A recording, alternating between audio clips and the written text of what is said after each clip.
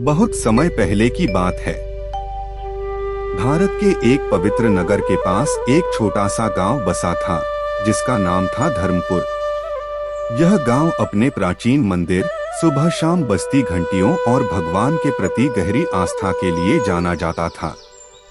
यहाँ हर इंसान भगवान को मानता था, लेकिन हर किसी की भक्ति एक जैसी नहीं थी।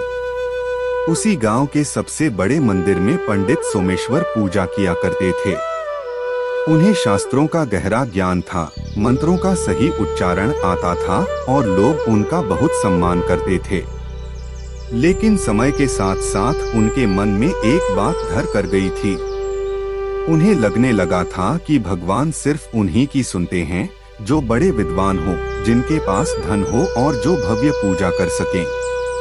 उसी गांव में एक गरीब लकड़हारा रहता था, नाम था चंदन। ना उसे शास्त्रों का ज्ञान था, ना पूजा की विधि आती थी। वह रोज जंगल जाता, लकड़ी काटता और अपने मेहनत की कमाई से घर चलाता था। हर सुबह काम पर जाने से पहले वह मंदिर के बाहर खड़ा होकर बस हाथ जोड़ लेता और मन ही मन कहता, हे प्रभु, आज मुझे ईमानदारी से जीने की ताकत देना। एक साल गांव पर बहुत बड़ा संकट आ गया। बारिश नहीं हुई, नदी सूख गई, खेतों में दरारें पड़ गईं, फसलें बर्बाद हो गईं और गांव में भूख और डर का माहौल बन गया। लोग भगवान से प्रार्थना करने लगे, लेकिन हालात और बिगड़ते चले गए। तब पंडित सोमेश्वर ने घोषणा की कि मंदिर में एक विशाल यज्ञ होगा।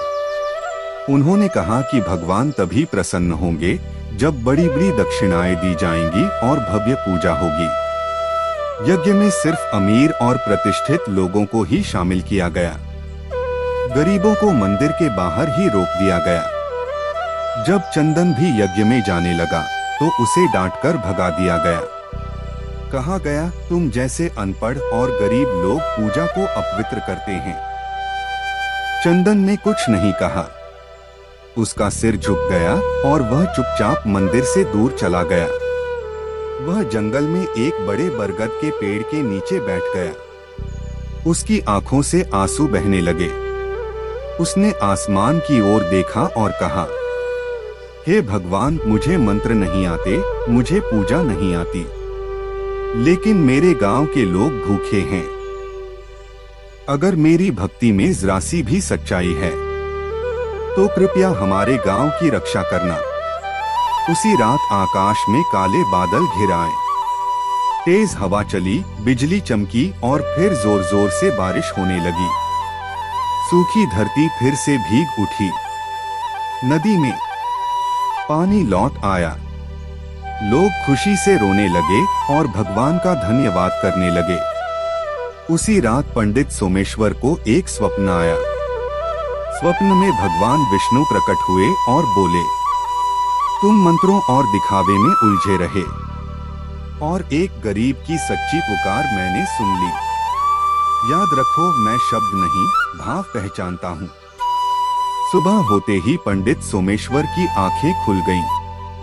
उनका हृदय पश्चाताप से भर गया। वे सीधे चंदन के पास पहुँचे और उसके सामने हाथ जोड़कर खड़े हो गए। उन्होंने कहा, आज मुझे सच्ची भक्ति का अर्थ समझ आ गया। चंदन ने विनम्रता से मुस्कुराकर कहा, मैं कुछ नहीं हूँ पंडित जी, सब भगवान की कृपा है। और तभी पूरे गांव को यह समझ आ गया कि भगवान को न तो धन चाहिए, न ही बड़े शब्द और दिखावा। भगवान को चाहिए तो बस एक सच्चा, साफ और विनम्र मन।